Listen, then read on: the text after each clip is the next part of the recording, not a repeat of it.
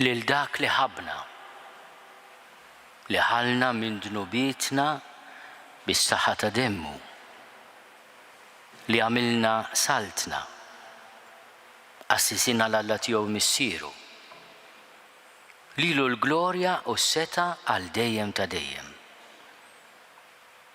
Dan il-kliem mill-aħħar ktieb tal-Bibja huwa l-ktieb għandu isem stramp, Apokalissi, tfisser li xi ħaġa tinfetaħ quddiemek u taraf x'inhi, rivelazzjoni.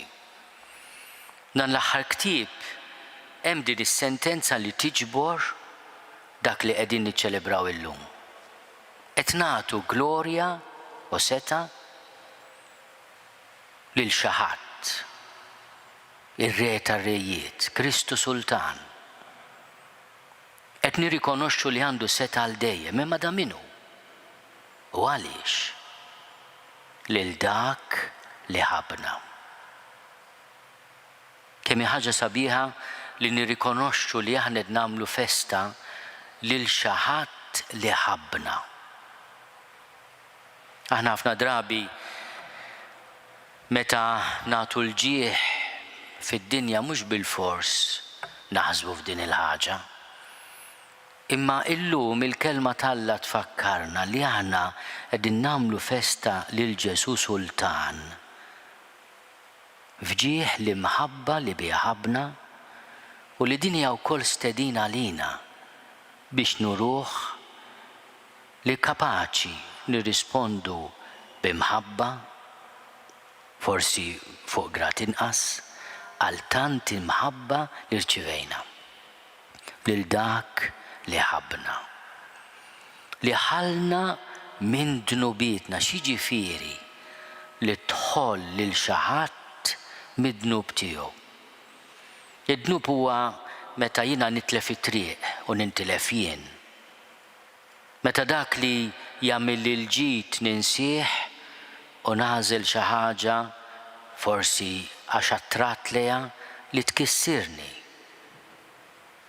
Li l-ħajja tiegħi tagħmilha infern mhux ġenna. Dak hu dnub. Immu ħallna minn dak kollu li stajna u nistgħu naqgħu fih. X'ħafna drabi aħna nitlu fi problemi li mbagħad ma nkunux nafu kif se noħorġu minnhom. U meta tirrealizza li inti għandek bżonn min jgħinek, għandek bżonn min imitt idu ħajjejnek, hemmhekk tirrealizza xi tfisser li jkollok xi ħadd li jsalvak, li jħollok mid-dnub tiegħek. Ħafna drabi dnub huwa sqaq li ma jinfitx. U tibda tħokk rasek kif se noħroġ minnha dil ħaġa. Afda fil-mulej Ġesu. Taqtax qalbek mill-ħniena u mill-imħabba tiegħu. Lil dak li ħabna, li ħalna minn dnubietna kif? Bis-saħħa ta' demmu. Dan hu r-Re li qed nagħmlu festa għalih, dana ma qabadx xi ħaġa oħra u batinna biex jeħlisna, ħallas b'demmu. Dan misteru kbir. Li Alla li ħalqek li jista' kollox isir bniedem biex iħallas b'demmu, jeħilsek mill-lawġ li tħalt fih b'demmu. U mhux hekk biss, għamilna saltna, tagħna d-dinjità ta' slaten. Għamilna qassisini, xi jifieri kulħadd bil-kullara hawnhekk? Le. Il-qassis huwa dak li huwa ta' Alla u aħna bil-magħmudija il-kol kemm aħna għandna s-sinjal tal-mulej fil-qalb tagħna, f'ruħna. Quddiem l-awġ kollu ftakru dak li dejjem ifakruna l-martri hawnhekk qegħdin fil-parroċċa antika u għażiża dedikata lil Santa Katerina. Jiena ta' Ġesu, jiġri x'jiġri minni, Ġesu jħobbni, ta' ħajtu għalija. Aħna llum qegħdin nagħmlu din l-inizjattiva sabiħa wara din il-qudiesa, iggwidati mill-Aziz President tar-Repubblika. F'diversi lokalitajiet ta' Malta u Għawdex mixja tagħmlilna l-ġid fiha nfisha. Imma permezz tagħha nagħmlu l-ġid ukoll. Nagħtu sinjal li aħna veru saltna ta' għaddejja ta' xulxin li nożżu għal xulxin. Kultant ikun hemm xeni madwar id-dinja fostna li isewdulek qalbek. Inti bniedem se jagħmel ħsara lilu nnifsu tinkoraġġih biex ikompli. Aħna nitolbu maħfra ta' meta l-qalb tagħna tibbies. Ma niġġudikaw il-ħadd. Imma aħna imsejħin għal xi ħaġa aħjar. Imsejħin kif nagħmlu ħafna drabi li nieħdu ħsieb xulxin. Hemm mod u mod kif tieħu ħsieb xulxin.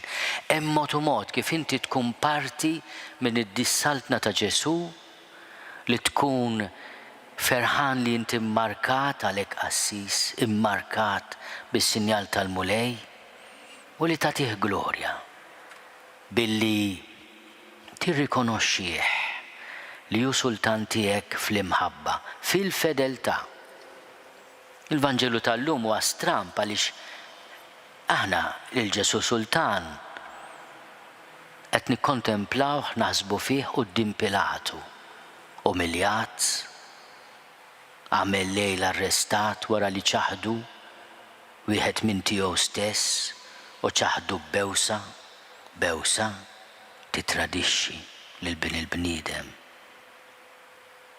U quddiem is-seta ta' din id-dinja jgħid jiena ġejt biex nixed għall-verità. Dik is-saltna tiegħi. M'għandix interess fil-poter ta' din id-dinja li jiġi u jgħaddi. Għalkemm jista' jkun servizz u għandu jkun servizz għal ġid tal-proxmu. Imma jkun servizz u ġid tal-proxmu anke s-seta ta' din l-art jekk nisimgħu il-kelma ta' min ħabna, ta' min ħallna mid-bixkil u dnubit tagħna b'demmu l-Aziz. Jien għalhekk ġejt fid-dinja ja Ġesu biex nixhed għall-verità. Issa din il-verità x'inhi mhux bil-fors xi ħaġa tal-ħsieb jew filosofija, il-kelma verità tfisser ukoll li inti tkun leali lejn il-kelma tiegħek. Alla qal jiena nħobbok, mu se jiġħdek qatt dik il-verità li ġie jixhed għaliha Ġesu. Il-verità li s-sewwa jagħmlek nies u l-ħażin ifarkek, dik il-verità fondamentali. Ma ġiex biex jgħallimna ħafna affarijiet qal jew blamment, mhux dik il-verità li rid iwassal Ġesu u li ġie jixhed għaliha, ġie jixhed li Alla jħobbna, li inti minn inti jiġrilek x'jiġrilek. Alla se jħenna għalik, se jibki miegħek, se jibki għalik. U lest ixerred demmu għalik. Għaliex minn hawn ftit sigħat oħra wara dan il-kliem Ġesu mill-paroli jgħaddi għall-fatti. Jixhed għall-verità li Alla huwa mħabba. U mdendel mas-salib jgħid aħfrilhom, ħoħsib ommi.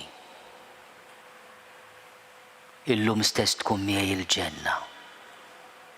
Fidejk mulej jien nerħi ruħi. Kull min iħobb il-verità jisma' leħni. Dan hu r-re tagħna. Għalhekk qegħdin nagħmlu festa llum lil dak li ħabbna, li ħallna minn dnubietna bis-saħħa ta' demmu, lilu l-glorja u s-seta għal dejjem ta' dejjem.